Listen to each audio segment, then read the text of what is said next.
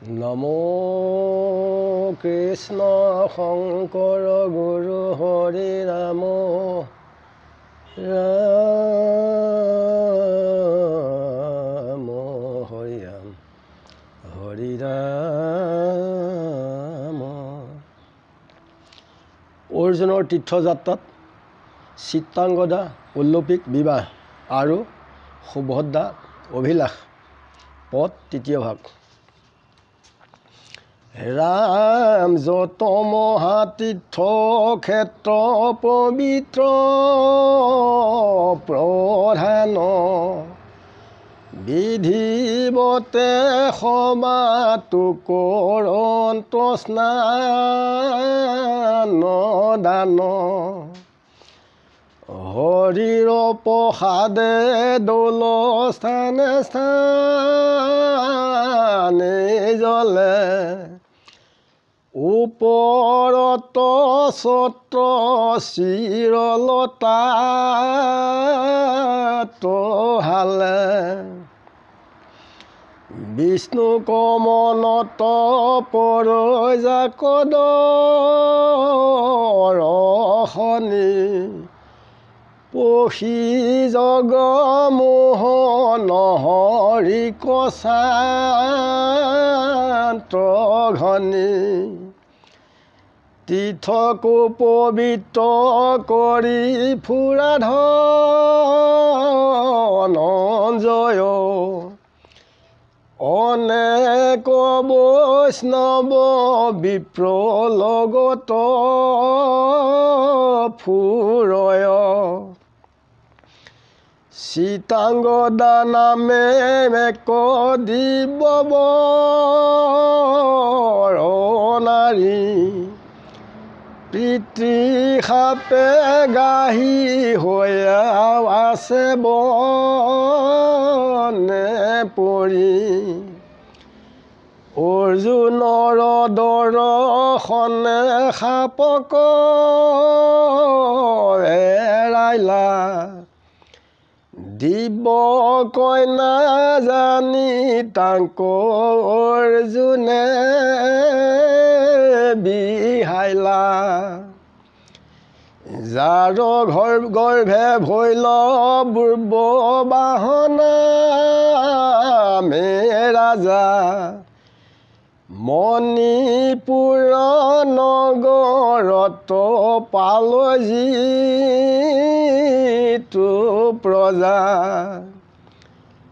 অনন্তৰ নন্দিনী উলুপিৰো পৱতী তাকো সেই কালে বিহালন্ত মহামতী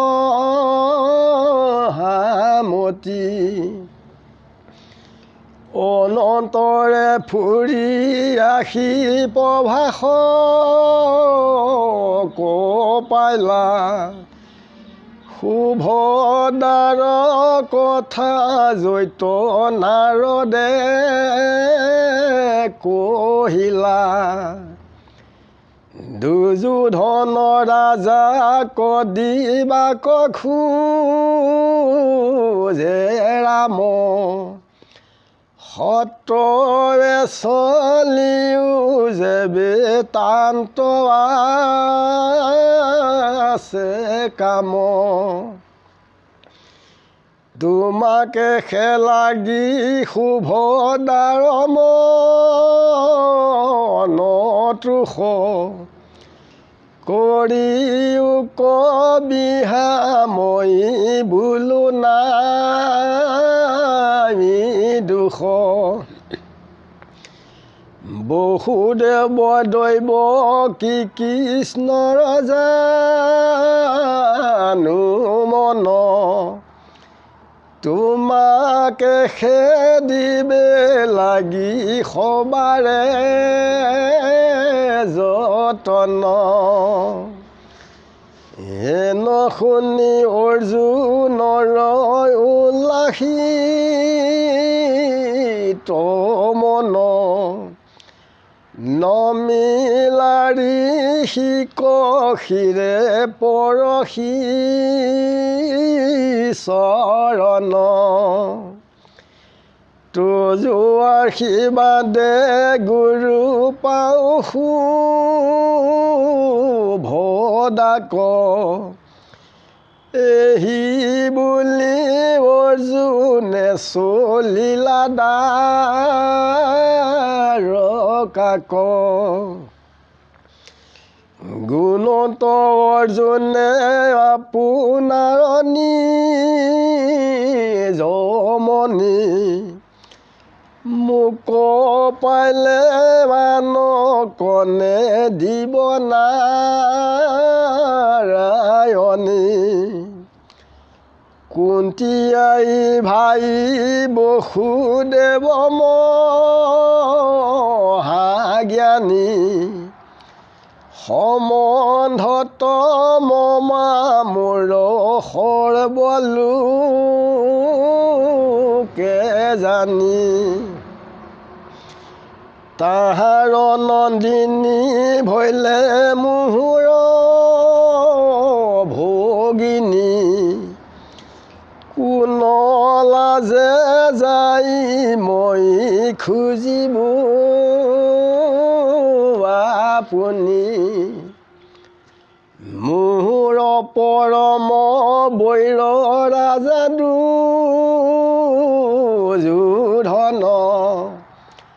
তাহাক দিবাক শুনি দহে মোৰ মন ৰামৰ প্ৰতিজ্ঞা ভংগ হোৱে যদিয়াতি হৰিব সুভদ্ৰা মাধৱৰ অনুমতি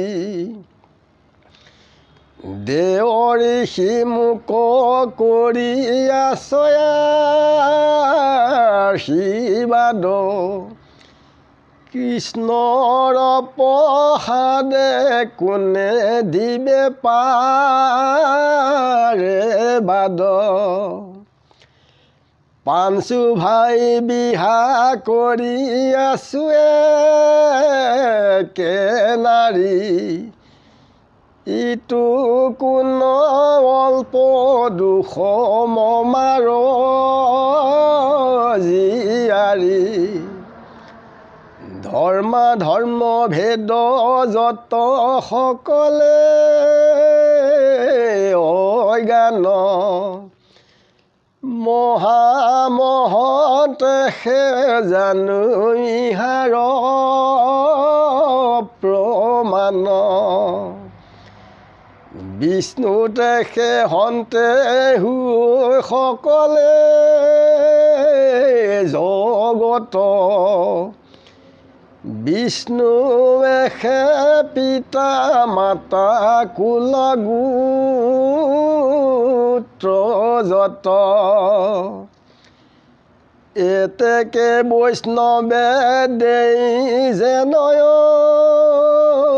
অনুমতি আমি সামান্যৰ সেই কৰিতে যুগতি যেবে কিয়া সন্ত দুখতে বেকি নাৰদে মোক পঠাই দেন্ত এথা শুভদাৰ পদে আৰু অনুমান কৰি যাওঁ দ্বাৰকাক যেবে নিস্তে দুখ কৃষ্ণে বাধিবে আমাক যদি দুখ হয় প্ৰভু প্ৰভু নাৰায়ণ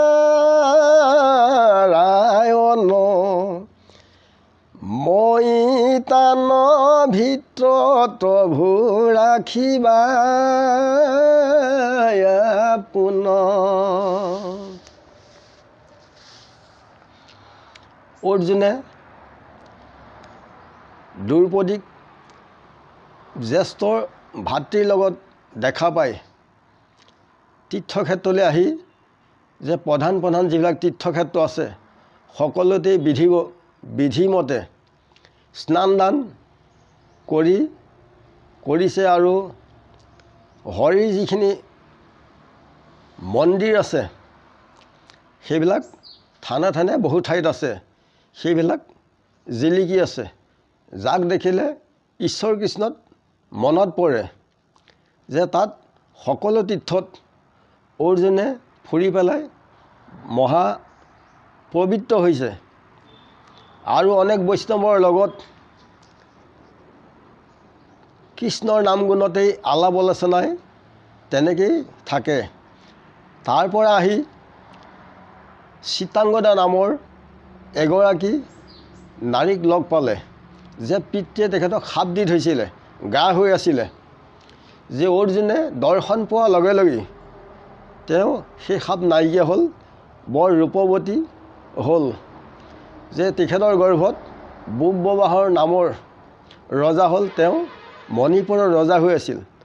তাৰ পাছত আহি অলৌকিক সুন্দৰীক লগ পাই তেওঁকো অৰ্জুনে বিয়া পাতিলে। তাৰ পৰা আহি প্ৰভাস তীৰ্থলৈ আহিলে। তেতিয়া নাৰদে কোৱাৰ কথা মনত পৰি সুভদ্ৰালৈ মনত পৰিল যে নাৰদে কৈছিলে যে তুমি ইয়াত থাকি তোমাৰ লাভ নাই, তুমি শীঘ্ৰে যে দ্বাৰকালৈ যোৱাগৈ, তাত তোমাৰ কাম আছে। যে সুভদ্ৰাৰ তোমাক পাবৰ কাৰণে তেওঁ বাঞ্ছা কৰিছে আৰু তুমি তেওঁক বিয়া পাতিলে কোনো দোষ নহয়। আৰু বসুদেৱ দৈৱকী কৃষ্ণৰো তেওঁলোকৰ মন আছে। এই কথা শুনি অৰ্জুনৰ মন বৰ আনন্দিত হৈছিল। ঋষি চৰণত প্ৰণাম জনাই ঋষিয়ে আশীৰ্বাদ দিছে যে তোমাৰ মনৰ বাঞ্ছা পূৰণ হওক। আৰু অৰ্জুনে কৈছে যে আপোনাৰ আশীৰ্বাদত যেন সুভদ্ৰাক আমি পাওঁ। অৰ্জুনে মনতে গুণি গৈ আছে। তেতিয়া তেওঁ মনতে ভাবিছে কুন্তীয়াৰ ভাই বসুদেৱ তেখেত মহাজ্ঞানী, যে তেওঁ নন্দিনী হ'লে মোৰ ভাগিন হয়, যে কি লাজেৰে গৈ মই খুজিমগৈ, এইবুলি তেওঁ মনতে বৰ লাজ পাইছে। আৰু ইপিনে দুৰ্যোধনক দিয়াৰ কথা শুনি অৰ্জুনৰ মন বৰ দহি গৈছে। যে ইপিনে বলভদ্ৰই দুৰ্যোধনক দিবৰ কাৰণে ঠিক কৰি থৈছিলে যে ৰামে যেনেও নিদিয়ে তথাপিতো মই সুভদ্ৰাক হৰণ কৰিম বুলি অৰ্জুনে দৃঢ় সংকল্প কৰিছে যে ঋষিৰ আশীৰ্বাদত কৃষ্ণৰ প্ৰসাদত অৱশ্যে আমি আনিম, তাত কোনেও অপবাদ দিব নোৱাৰিব। যে পঞ্চভাই এজনী নাৰী মাত্ৰ বিয়া পাতি আছোঁ, যে মমাৰ ছোৱালী অনাটো এইটো অলপ দোষ। যে ধৰ্ম এইবিলাক হৈছে মহন্তৰহে জানে, এইবিলাক হৈছে সকলো অজ্ঞানী। যে বিষ্ণুতেই এই সকলো জগত উৎপত্তি হৈছে আৰু বিষ্ণুৱে পিতৃ মাতৃ কুল গোত্ৰ এই সকলো তেখেতৰ বাহিৰে এই সংসাৰত একো নাই। যে মহন্তে যি কয় আমি তাকেই কৰিব লাগে। যে সুভদ্ৰাক